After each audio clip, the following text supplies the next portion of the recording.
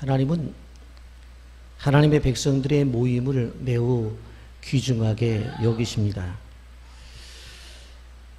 이번 러시아 월드컵에서 준우승을 한 크로아티아 그 축구 선수들의 모임을 우리가 보았습니다. 인터넷 방송 자료에 보면 러시아 월드컵에서 준우승을 한 크로아티아 대표팀은 숙소에 오기만 하면 그들이 늘 찬송과 기도를 했다는 그런 이야기를 우리는 기사로 볼 수가 있었습니다. 사실 크로아티아라고 하는 나라는 로마 옆에 GDP 76위 그리고 인구 416만 명이 되어져 있는 아주 작은 나라입니다. 근데 이 팀이 월드컵에 출전을 해서 준결승까지 올라가게 되어지는데 이 숙소에 오면 늘 예배를 드린 거예요. 찬송하고 기도하고 찬송하고 기도하고. 그 영상에서 보면 그 침대 위에 성경책이 있는 것들도 보여지는데 그들이 이러한 과정을 통해서 그 어려운 역경을 이겨내고 그리고 준우승까지 했다고 하는 것을 우리는 보게 됩니다. 그들을 향해서 2018년 월드컵은 크로아티아가 만들어낸 동화였고 그들은 아름다운 패자였다. 그렇게 신문에 기사화된 것을 여러분들이 보셨을 것입니다. 그래서 나중에 비가 오는 그 현장 속에서도 대통령이 나와서 패자였지만 그들을 다 껴안아주고 그리고 우승을 한 프랑스 팀까지도 격려해 주었던 모습은 정말 우리가 한 아름다운 모습으로 길이 남을 것이라고 생각을 합니다. 여러분, 예수를 믿는 사람들의 모임은 수많은 모임을 가지고 있습니다. 오늘 이렇게 예배를 드리고 있는 예배 모임을 대그룹 모임이라 그렇게 말씀을 드린다고 한다면 소그룹 모임이 있습니다. 바로 목장 모임일 것입니다. 이렇게 크고 작은 모임들이 있는데 그 모임 가운데서 정말로 중요한 모임이 있습니다. 그것이 무엇인가 하면 성찬의 모임입니다. 예수 그리스도께서 우리를 위해서 십자가에 죽으셨다는 것을 기억하면서 그것을 기념하며 모이는 모임이 성찬의 모임인데 그렇게 이 모임이 그 어느 모임보다도 중요하다고 말씀을 우리는 드릴 수 있습니다. 여러분, 여러분에게 익숙지 않겠습니다만 교회 안에서도 징계가 있습니다. 그런데 이 교회 안의 징계 가운데서 수찬정지라고 하는 그러한 벌이 있습니다. 이 수찬정지라고 하는 것은 뭐냐면 그분이 성찬 예식에 참여할 수가 없다라고 하는 그 교회가 선언을 하고 이 성찬식에 참여하지 못하는 벌입니다. 이 말은 무슨 얘기인가 하면 교회 안에서 이 성찬이 그만큼 중요하다라고 하는 것입니다. 여러분, 때는 예수님이 잡히시던 밤, 그러니까 고난주간 목요일 밤이었습니다. 이제 몇 시간이 지나면 예수님께서 잡히시겠고 그리고 십자가를 지고 골고다를 올라가실 것입니다.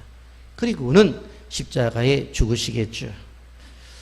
그러한 것을 앞둔 예수님이 제자들과 함께 한 다락방에서 이 마지막 예찬을 가지시게 되었습니다.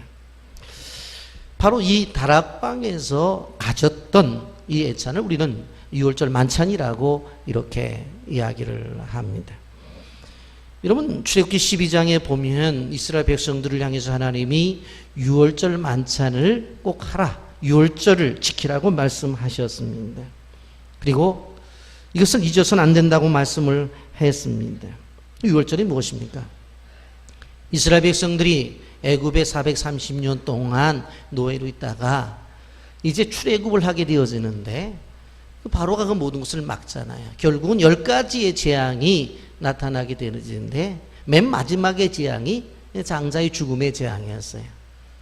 근데 어린 양을 잡아가지고 그 피를 문설주와 문인방에 바른 가정은 죽음의 사자가 넘어갔단 말이에요.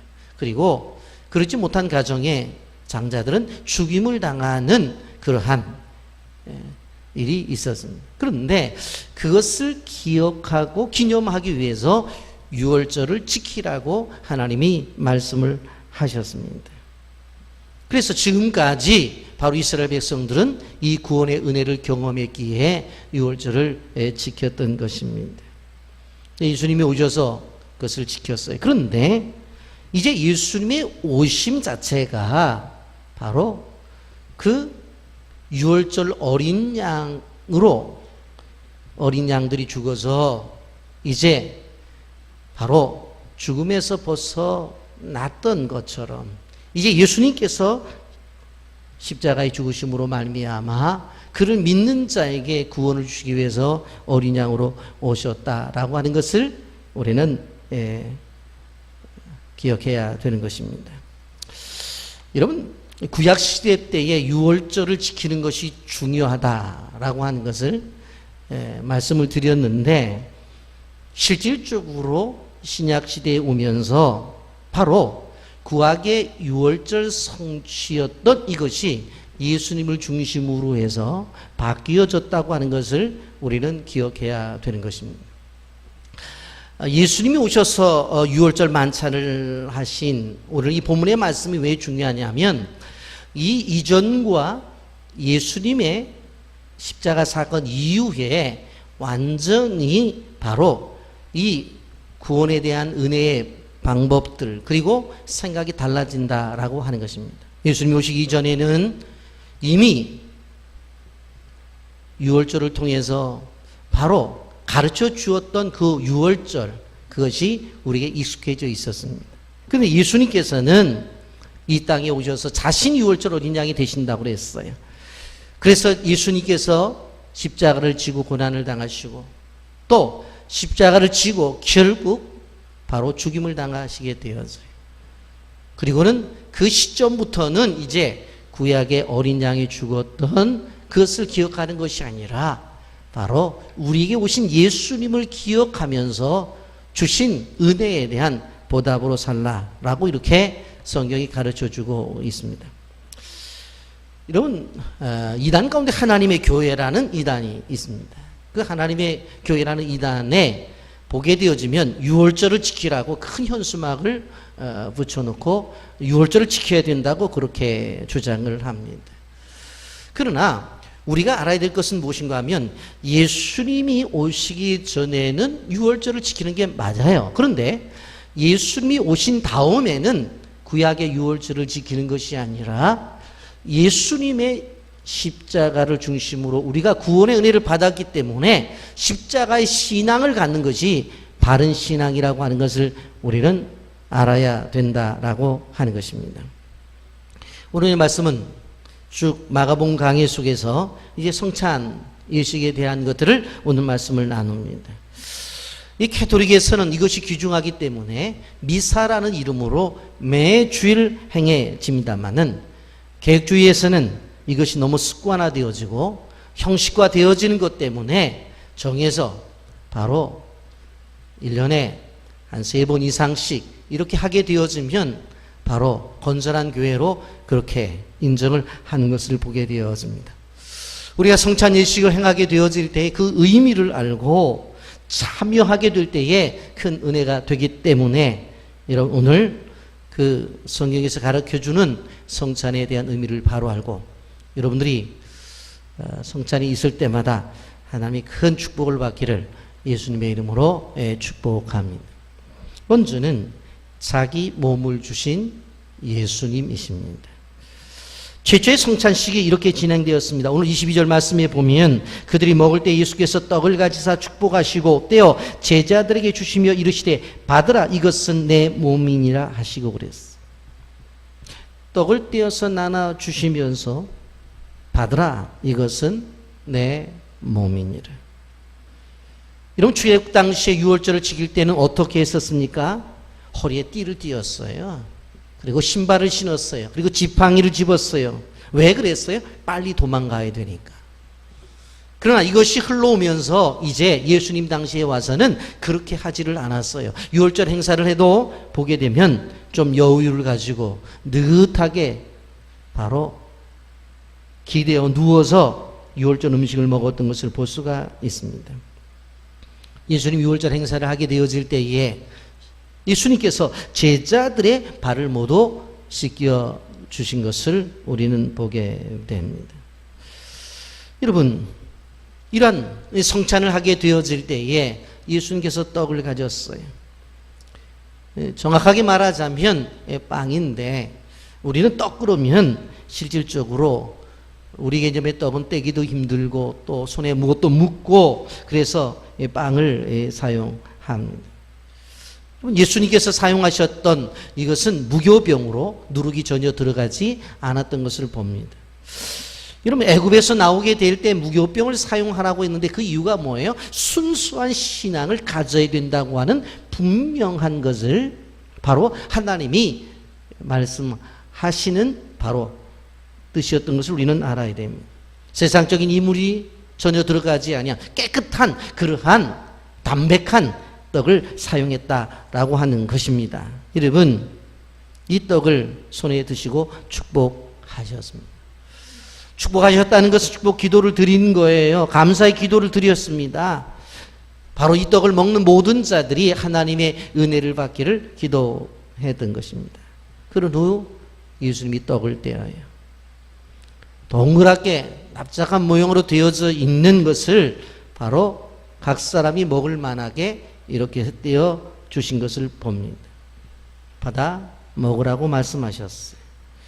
고린도전서 10장 17절 말씀에 보면 떡이 하나요 많은 우리가 한 몸이니 이는 우리가 다 한 떡에 참여함이라 그랬어. 여기에 보면 떡이 하나다. 바로 사람들이 많이 있지만 우리는 한 몸이다. 이는 우리가 한 떡에 참여함이라고 그렇게 말씀했습니다. 여러분, 지금까지 유월절이 계속 진행되어져 왔었어요.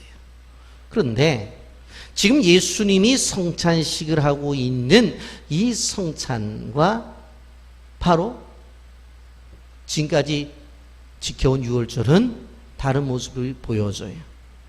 여러분, 그래서 우리가 기억해야 되는 것이에요. 똑같은 떡이에요. 그런데 떡의 의미가 달라지는 것입니다. 떡의 모양이 달라진 것도 아니에요. 어떤 성찬을 하는 데 있어서 방법이 달라진 게 아니에요. 다 똑같아요. 그런데 예수님이 행하신 이 성찬을 중심으로 해서, 최후의 만찬을 중심으로 해서 그 의미가 완전히 달라졌다고 하는 것을 우리는 기억해야 되는 거예요. 이전에 성찬은 유월절을 기억하며 기념하기 위한 것이었어요. 한마디로 말하면 출애굽을 기억하기 위한 것이었어요. 그런데 이제 의미가 달라져요. 여러분, 누가복음 22장 19절 이렇게 말하잖아요. 이것은 너희를 위하여 주는 내 몸이니라. 따라서 하십시오. 내 몸이니라. 내 몸이라. 내 몸이래요. 내 몸. 예전에는 그냥 이것 자체가 실질적으로 출애굽을 했을 때에 그것들을 기억하면서 기념하기 위한 그러한 것이었는데, 이제는 예수님께서 이것은 내 몸이래요. 여러분, 우리가 기억해야 될 것은 지금 우리가 성찬식을 하게 되어질 때에 떡을 먹게 되어지죠. 그런데 떡을 취하는 어떤 성도가 이거 구약의 유월절을 따라서 우리가 하는 것이다 하면서 유월절을 기억하는 사람은 없어요. 예수님의 십자가를 생각하지. 여러분, 분명 꼭 성찬에서 말씀하고 있는 중심적인 사건은 십자가의 사건이라는 거예요. 다시 한번 보게 되면 누가복음 22장 19절에 이렇게 말합니다. 너희가 이를 행하여 나를 기념하라. 나를 기념하라. 예수님의 뜻은 무슨 뜻입니까? 너희는 앞으로 성찬을 지속적으로 행하라. 그런데 이 성찬을 통해서 너희가 알아야 될 것은 내가 너희를 위해서 내 몸을 주었다는 것을 너희들이 알아야 된다는 거예요. 여러분, 이미 이사야 53장에서 이미 예언했어요. 이사야 53장 5절에 그가 찔림은 우리의 허물 때문이요 그가 상함은 우리의 죄악 때문이라. 그가 징계를 받음으로 우리가 평화를 누리고 그가 채찍에 맞음으로 우리는 나음을 얻었도다. 이미 예언하셨어요. 그런데 그 말씀이 이루어지는 거예요. 그래서 우리가 기억해야 돼요. 예수님이 십자가를 생각하면서 내 허물 때문에 그분이 찔리셨고, 내 죄악 때문에 그분이 상하셨구나. 예수님이 징계를 받은 이유는 바로 내 죄 때문이구나. 그래서 내가 평화를 누리게 되었구나. 예수님이 채찍에 맞음으로 내가 나음을 입었구나 라고 하는 생각을 가지며 나가야 되는 거예요. 우리는 성찬을 통해서 이 십자가의 은혜를 늘 생각해야 된다고 하는 것입니다. 우리는 지난주에 찬송을 불렀습니다. 찬송가 311장 널 위해 몸을 주건만 너 무엇 주느냐. 내 몸을 희생했건만 너 무엇하느냐. 내 죄를 대속했건만 너 무엇하느냐. 이것이 귀중하건만 너 무엇 주느냐. 여러분, 분명히 말씀하고 있잖아요. 널 위해 몸을 주었건만 말하고 있고, 내 몸을 희생했건만, 내 죄를 대속했건만 분명히 말씀하시잖아요. 우리를 위해서 몸을 주셨어요. 그래서 우린 찬송하잖아요. 몸밖에 드릴 것 없어 이 몸 바친다. 여러분, 또 한 가지 여기 보면 예수님이 자기 피를 흘리셨어요. 마가복음 14장 23절에 보면 또 잔을 가지사 감사기도 하시고 그들에게 주시니 다 이를 마시매라고 그렇게 말씀해요. 제자들이 떡을 나눠주신 다음에 잔을 가지셨어요. 그리고 그 잔에다가 바로 포도나무에 난 것들을 주셨어요. 발효가 되었으면 포도주가 될 것이고, 발효가 되지 않았다면 포도즙이 될 것입니다. 그 잔을 드시고 감사 기도를 하고 그들에게 또 나눠 주셔요. 여기까지도 지금까지 지켜왔던 유월절과 다른 게 없어요. 늘 그렇게 해왔던 것이에요. 그런데 특이한 것은 잔이 가지고 있는 의미를 바꾸어 주는 거예요.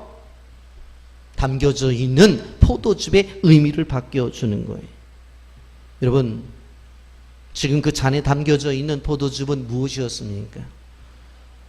바로 출애굽을 할 때 이스라엘 백성들에게 하나님께서 구원을 위해서 양을 잡으라고 그랬잖아요.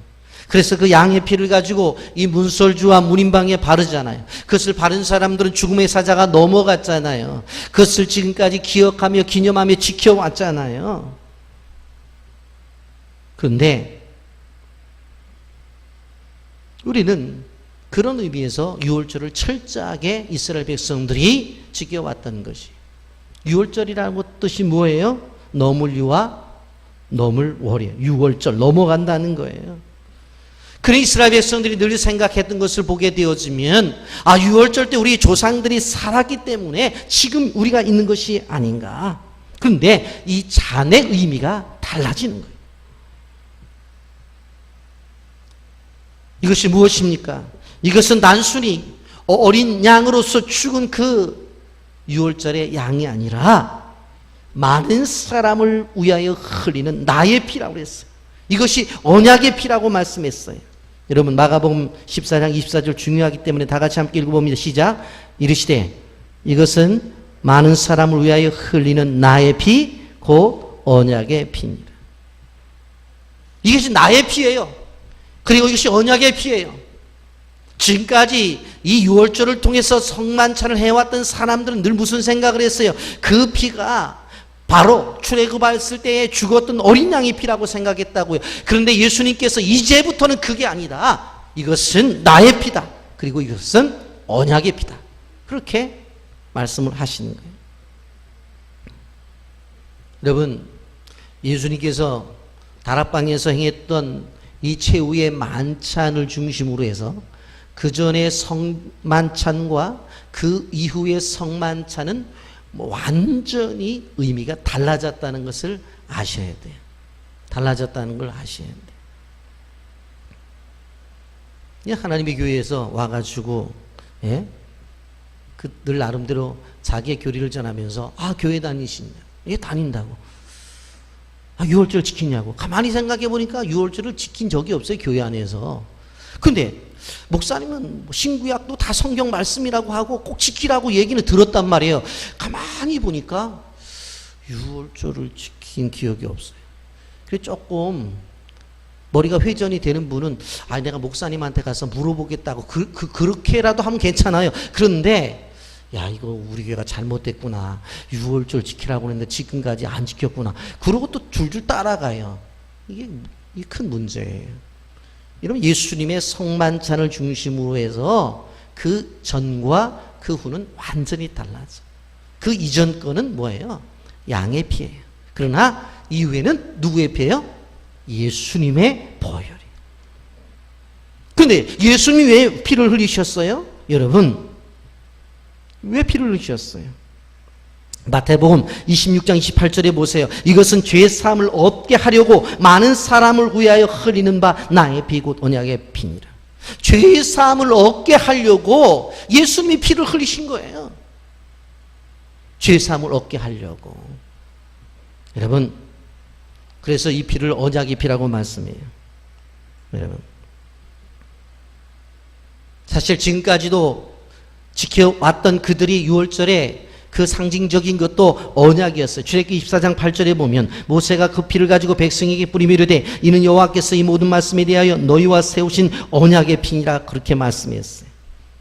그래서 이스라엘 백성들은 매번 하나님 앞에 나올 때 어떤 사람은 소를 가지고 나고 어떤 사람은 염소를 가지고 나고 어떤 사람은 양을 가지고 나고 어떤 사람은 쥐비둘기를 가지고 나고 그것도 없는 사람은 산비둘기까지라도 잡아가지고 나와서 피의 제사를 드렸던 거예요. 그런데 그렇게 할 필요가 없어요.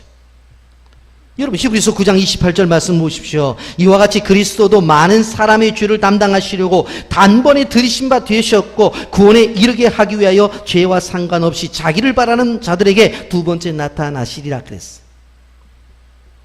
많은 사람의 죄를 담당하시려고 단번에 자기 몸을 들이셨어요. 그래서 이제는 우리는 하나님 앞에 나올 때 소를 잡을까, 아니면 양을 잡을까, 아니면 염소를 잡을까, 아니면 비둘기를 잡고 염려할 필요가 없어. 이미 예수님께서 십자가상에서 우리의 죄를 위해서 죽으셨기 때문에, 그래서 그분이 흘리신 보혈의 피를 믿으면 우리는 구원을 받는 거예요. 아멘입니까? 이것이 바로 새 언약이에요. 옛 언약은 계속해서 짐승을 잡아 죽여야지만 그들이 죄사함을 받고 은혜를 받는 거예요. 그런데 새 언약은 뭐예요? 이미 죽으신 예수 그리스도의 보혈의 피, 그 피가 나의 죄를 위해 죽으셨다고 믿고 나가면 우리가 구원받는 거예요. 이게 새 언약이에요. 우리는 옛 언약을 믿는 존재들이 아니라 어떤 존재예요? 새 언약을 믿고 나가는 존재들이. 여러분, 누가복음 22장 20절을 보세요. 저녁 먹은 후에 잔도 그와 같이 가지어 이르되 이 잔은 내 피로 세우는 새 언약이니 곧 너희를 위하여 붓는 것이라. 새 언약, 새 언약. 옛 언약, 새 언약. 잘 기억하셔야 돼요. 예수님께서 행하시면서 성찬의 제도를 두신 그건 뭐예요? 새 언약이에요, 새 언약. 고린도전서 11장 25절 19회 또한 그와 같이 잔을 가지시고 이르시되 이 잔은 내 피로 세운 새 언약이니 이것을 행하여 마실 때마다 나를 기념하라 하셨으니라고 말을 해요. 그러기에 우리는 출애굽의 어린 양을 생각하는 것이 아니라 십자가에서 죽으신 바로 어린 양 예수님을 생각하는 거예요. 분명한 기준이 있어야 돼요. 분명한 기준. 예수님이 우리를 위해서 아낌없이 피를 흘리셨습니다.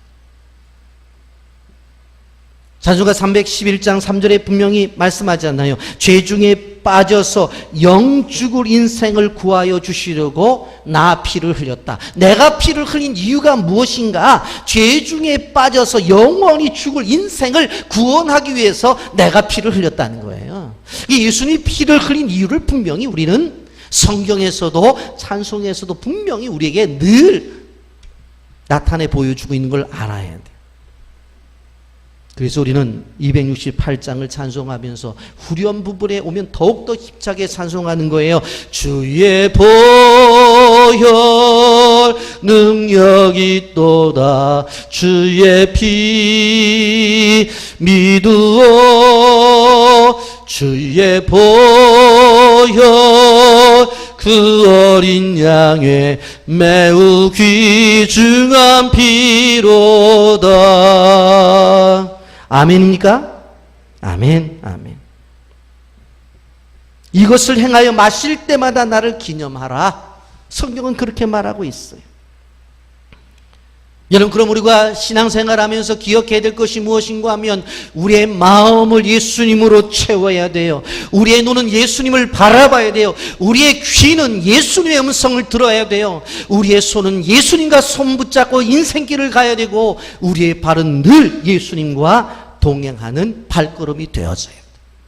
늘 예수님과 함께, 예수님과 함께. 우리의 지체 모두가 주님과 함께 해야 돼요. 그래서 우리의 마음의 뚜껑을 열어보면 예수님으로 가득 찬 그런 생각들이 있어야 되고, 우리의 눈은 늘 예수님을 바라보고, 우리의 귀는 늘 예수님의 말씀을 듣고, 우리의 손은 주님과 동행하면서 손 붙잡고 인생을 걸어가고, 우리의 발걸음은 주님의 발자취를 뒤쫓는 발걸음이 되어져야 돼요. 아멘입니까? 이런 삶을 살아야 된다. 그런데 이 성찬을 통해서 우리에게 주는 깊은 의미들이 있어요. 몇 가지 말씀을 드리려고 생각해요. 첫째는 감사의 의미가 있습니다. 성찬식을 원어로 유카리스트라고 하는데, 이것은 감사의 예식이라는 뜻을 가지고 있어요. 예수님이 유월절 이 식사를 하실 때에 감사했다고 그랬죠. 누구에게 감사해요? 하나님에게 감사하는 거예요. 하나님이 우리에게 베풀어 주신 은혜에 대한 감사예요. 그리고 죄에 대해서 하나님께서 예수님의 십자가의 죽음을 통해 사해 주시고 구원을 얻게 해주신 것에 대해서 감사하는 거예요. 감사가 있어야 돼요. 제가 설교 준비를 하면서 자료를 보니까 이 성찬 때에 꼭 감사를 받는 교회가 있더라고요. 그래서 제가 좀 유심히 봤어요. 그리고 생각해 봤어요. 그 말이 맞는 것 같아요. 여러분, 우리가 성찬 예식에 오는 게 뭐라고 그랬어요? 나를 위해서 죽으신 예수님에게 나오는 거잖아요. 그런데 그게 감사하는 것이 당연하겠구나. 우리는 교회에서 성찬 예식 한다고 해서 감사헌금 봉투 나눠주고 감사하십시오 그렇게 얘기는 안 하지만, 여러분 원리적으로 볼 땐 이 말이 맞는 거예요. 나를 위해서 예수님이 십자가에 죽으셨는데, 그날 그것을 위해서 떡을 그리고 잔을 취하며 그 예수님이 나를 위해서 죽으신 십자가 경험을 하러 나오는데, 이것은 감사가 있어야 되겠다. 여러분, 성찬 때마다 우리를 위해서 죽으신 예수님을 기억하며 십자가 앞에서 감사하는 주의 종들이 되기를 예수님의 이름으로 축복합니다. 또 한 가지, 성찬 예식에는 교제가 있는 교제. 이런 교제라는 것이 뭐예요? 하나님과 나와 바로 영적인 깊은 사귐, 그리고 교통을 이야기하는 거예요. 떡을 먹고 잔을 마시는 가운데서 교제가 있다고 하는 것입니다. 여러분, 지금 우리가 성찬 예식을 하게 될 때는 권사님들이 바로 이 빵을 다 이렇게 나누게 되어지는데, 초대교회는 그렇게 나누지를 않았어요. 이렇게 빵을 하나 큰 걸 놔두고 앞에서부터 쭉 돌렸단 말이에요. 예? 한 몸이라고 그랬으니까. 성경이 그렇게 말했잖아요. 한 몸이라고. 한 몸에서 내가 바로 예수 그리스도의 그 몸을 취하는 한 몸이에요. 근데 왜 그런 것들이 바뀌어졌느냐? 지금은 성찬식 한다고 해서 앞에 있는 사람들이 더 먹고 덜 먹고 그런 게 없잖아요. 그런데 초대교회는 가난한 때였으니까는 빵이 이렇게 오게 되면 배고프니까 앞에 있는 사람들이 더 많이 뛰어먹는 거예요. 뛰면서 내가 머리에 지은 죄를 위해서 내가 먹겠다고. 또 하나 뛰면서 내가 가슴에 지은 죄에 위해서 먹겠다고. 생각해 보니까 내가 손으로도 죄를 지었다고. 또 생각해 보니까 내가 발로도 죄를 지었다고. 앞에서 다 성찬빵 먹으니까 뒤에 돌아갈 수가 없어요. 그래가지고 중세시대 때 이래서는 안 되겠다 해서 그걸 나누도록 했어요. 잔도 마찬가지예요. 이런 접시에다가 그냥 주전자에다가 잔 놨어요. 따라서 그냥 먹었어요. 따랐어. 근데 앞에 있는 사람들이 머리에 죄 지었으니까 먹어야 되겠다. 손에도 죄를 지었으니까 먹어야 돼. 홀짝홀짝 마시다가 나중에 취해가지고 추정까지 했다는 얘기도 있어요. 그래서 중세시대 때 그런 것들을 없앴어요. 그런데 우리가 기억해야 될 것은 그럼에도 불구하고 하나가 되었다는 사실은 기억해야 돼요. 여러분, 이게 성찬을 준비할 때 우리 권사님들이 준비하는데 예전에 제가 그런 주문을 한 적이 있어요. 성찬떡을 다 해갖고 평평하게 놀지 말아라. 그냥 빵 모양으로 유지를 하도록 해봐라. 그래서 그 빵 속에서 하나 된 빵에서 내가 바로 그 성찬의 떡을 취한 것들을 좀 느끼게 좀 해봐라. 그랬는데 기술이 없어서 그런지 잘 못하시더라고요. 다 그냥 평평하게 만드시더라고요. 근데 실질적으로 성찬에 있어서 떡을 떼는 이 떡은 이 하나됨이 중요해요. 거기서 주님과의 깊은 교제가 있는 거예요. 여러분, 예배에 있어서 교제가 매우 중요해요. 어떤 분들 요새 보면 교회 나가기 싫으면 기독교 방송 틀어놓고 그리고 방송 듣고 아멘하고 텔레비전에 이렇게 온라인 구자 나오면 거기다 온라인으로 헌금 보내면 자기 일 다 끝났다고 생각하는데 절대 그렇지 않아요. 하나님 앞에 예배의 성찬은 교제가 무지하게 중요한 거예요. 또 한 가지 성찬 예식에는 증인의 의미가 있어요. 증인. 여러분, 카톨릭에서는 이걸 미사라고 하죠. 그런데 이 미사라는 말에서 뭐가 나왔어요? 미션이라고 하는 말이 나왔어요. 그러니까 미션은 뭐예요? 사명이잖아요. 여러분, 고린도전서 11장 26절에 너희가 이 떡을 먹으며 이 잔을 마실 때마다 주의 죽으심을 그가 오실 때까지 전하는 것이니라. 이런 것들을 통해서 어떻게 되어져요? 전함이 있어져야 돼요. 전함이. 여러분, 예수 그리스도의 죽으심을 세상에 전하고 예수 그리스도의 죽으심을 세상에 나타내는 것. 이 세상 속에 증인의 삶을 살아가야 된다라고 하는 것입니다. 여러분, 우리 남동공단에 보면 한국 교세라 전공 주식회사라고 하는 회사가 있습니다. 전희인 씨가 바로 대표인데, 저는 자료를 좀 정리하면서 이런 분이 있구나 하는 것들을 제가 보게 되었어요. 그럼 제가 학교에서 교회에 대한 강의를 하면서 그런 얘기를 합니다. 오늘날 교회가 힘든 이유가 뭐냐? 여러 가지가 있지만 그 이유 가운데 하나가 뭐냐면 바로 교회를 회사처럼 운영하기 때문에 교회가 힘들다. 그런 얘기를 합니다. 이 자리에서 제가 세부적인 내용을 설명할 수는 없지만 그런 얘기를 해요. 그러면서 이런 이야기를 해요. 정말 교회 안에서 사업을 하는 그런 사업가들이 회사를 교회처럼만 운영할 수 있다면 얼마나 하나님이 기뻐하실까. 그렇게 얘기를 했는데 보니까 한국 교세라 전공 주식회사가 그렇게 하더라고요. 그렇게 하더라고요. 여러분, 이들은 회사에 들어오게 될 때 일주일에 한 번은 무조건 예배에 참석한다는 사인을 받아야 바로 그 회사에 들어올 수가 있어요. 그리고 사장님들은 리더들을 모아놓고 제자 훈련을 시키고 리더들은 직원들을 대상으로 해서 바로 이 셀 그룹을 만들어서 우리식으로 말하면 목장 예배를 드리는 거예요. 그러니까 회사가 교회하고 똑같아요. 그러니 노조가 있을 필요가 있습니까? 뭐가 서로 간에 사랑하고 나누는데. 근데 그 어려움 속에서도 이 회사가 잘 돼서 지금까지 오고 있다라고 하는 거예요. 제가 성도에 가게 될 때는 일부러 이 회사 앞을 지나갑니다. 길가에 있어요. 그래서 그 회사의 큰 이름을 보면서 지나가면서 보면서 기도를 해요.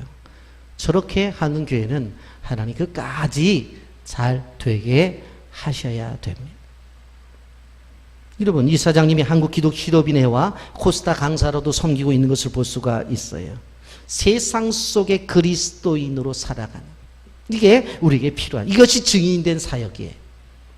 또 한 가지, 넷째는 나눔이 있습니다. 나눔. 이 성찬을 통해서 나눔의 은혜를 받는 거예요. 예수님께서 떡을 떼어 나눠주셨다고 그랬잖아요. 떡을 떼어 나누잖아요. 성찬은 예수님께서 자신을 나눠주는 거예요.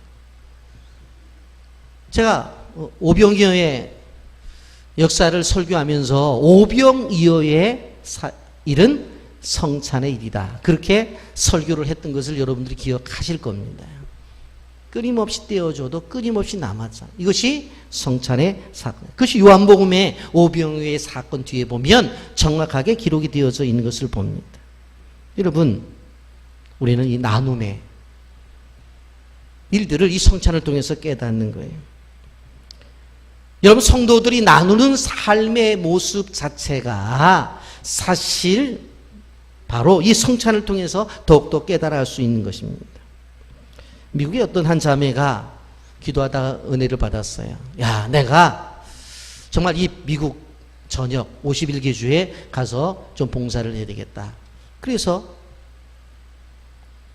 주마다 있는 바로 이 케어센터에 전화를 해가지고 봉사를 계획하고 진행했다는 이야기를 들었어요. 이러한 것들을 보면서 그런 생각을 했어요. 야, 우리의 청년들이 좀 이런 생각을 가지면 안 될까? 야, 이 넓지도 않은 이 좁은 땅에 좀 내가 주님의 이름으로 봉사를 해야 되겠다. 하나님, 내가 올해는 경상도에 가겠습니다. 내년엔 전라도에 가겠습니다. 후년에는 강원도에 가겠습니다. 그 다음에 충청도에 가겠습니다. 제주도에 가겠습니다. 그래서 1년에 한 번씩 자기에게 준 어떠한 휴가 기간이나 방학 기간을 봉사를 위해서 사용할 수는 없을까? 왜?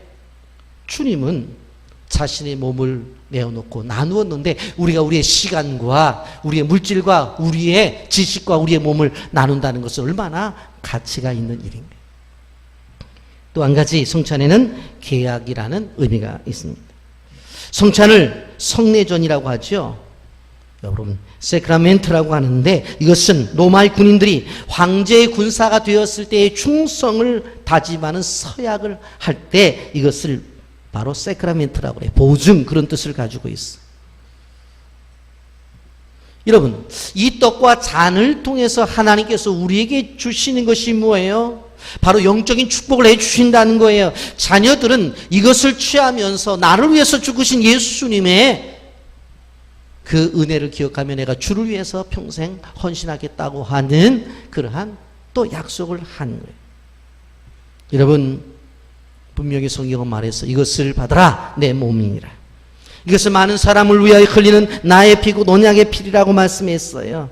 말씀대로 예수님은 유월절 어린 양이 되셔서 십자가에 죽으셨어요. 그 희생을 통해서 우리가 구원을 얻게 되었다라고 하는 것입니다. 여러분, 주님께서 우리를 향해서 생명 주심을 기억하며 기념하며 하는 것이 성찬 예식입니다.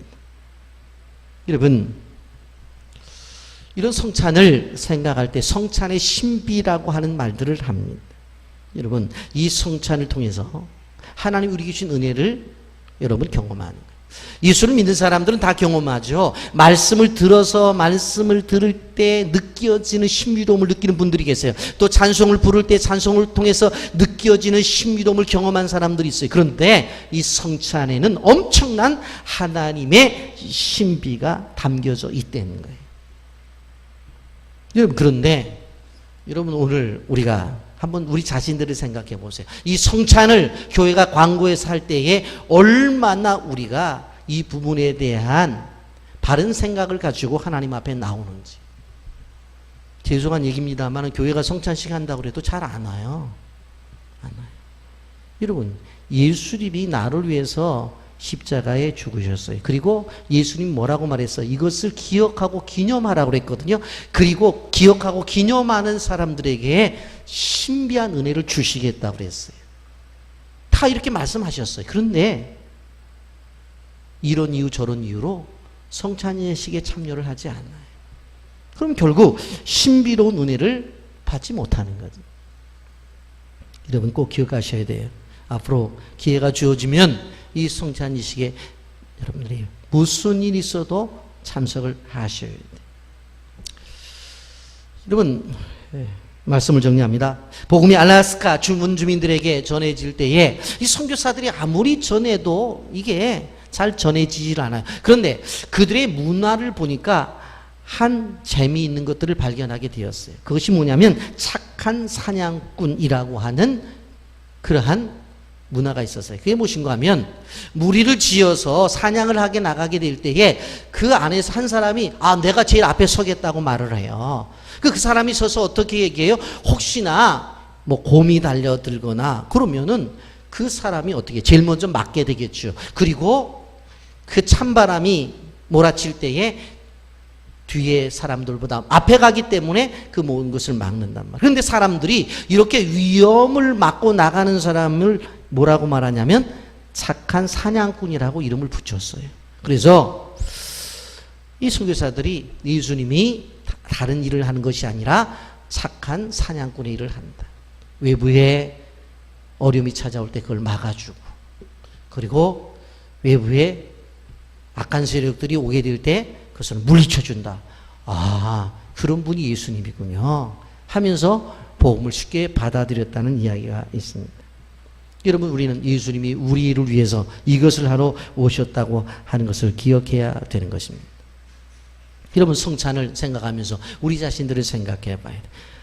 예수님이 나를 위해서 죽으셨다는 것은 우리가 그 정도로 소중한 사람이라고 하는 거예요. 세상은 소중한 사람을 정하게 되어질 때에 분명한 이유가 있어요. 어떤 사람들은 외모가 좋기 때문에 바로 인정을 받는 사람들이 있어요. 어떤 사람은 직업이 좋기 때문에, 어떤 사람들은 정말 요즘 말로 스펙이 좋아서, 어떤 사람들은 집안이 좋아서 인정을 받는 사람이 있어요.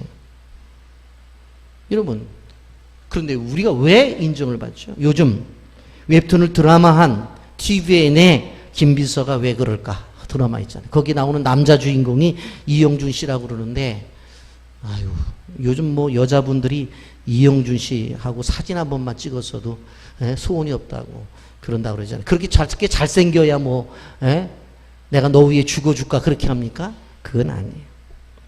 우린 연약해요. 부족해요. 실수가 많아요. 넘어진 적이 많아요. 어떻게 보면 끊임없이 죄를 지어요. 그럼에도 불구하고 하나님 앞에 우리가 소중한 존재라고 하는 것을 우리는 기억해야 돼요. 그리스도를 우리가 생각해 보세요. 그분이 나를 위해서 희생할 만큼 그런 귀한 존재예요. 근데 이것이 복음이라는 거예요. 이것이 복음이에요. 그래서 성찬을 우리가 경험하게 되어질 때, 내가 그렇게 귀한 존재구나. 나를 위해서 이렇게 몸을, 그리고 나를 위해서 이렇게 피를 흘리신 이것을 생각할 때 내가 얼마나 귀한 존재인가. 그래서 성찬의 의미만 알아도 뭐예요? 우리의 자존감이 회복이 되어지는 거예요. 여러분 성찬을 통해서 하나님 놀라운 은혜를 받기를 바랍니다. 여러분 그러므로 나를 위해서 십자가에 피 흘려 죽으신 생명의 주님을 찬양해야 돼요. 교회를 위해서 생명의 양식을 주시는 바로 그리스도의 은혜를 찬미해야 돼요. 열방을 위해서 하나님의 비전을 주시는 그 주님을 노래해야 돼요. 여러분 성찬의 신비를 알게 하신 그 주님 앞에 영광을 돌려야 돼요. 여러분을 위해서 이 주님이 십자가에 죽으셨다. 그래서 바로 그 몸이 다 찢겨나가고 손과 발의 못을 받으시고 옆구리에 창을 받으셔서 물과 피를 다 흘리셨다는 사실, 누구를 위한 것이냐? 나를 위한 것이다. 꼭 기억하시면서 이 사복음서에 나온 이 성찬의 의미를 꼭 기억하시고 주님이 주신 놀라운 은혜가 여러분에게 임하기를 예수님의 이름으로 축복합니다. 아멘.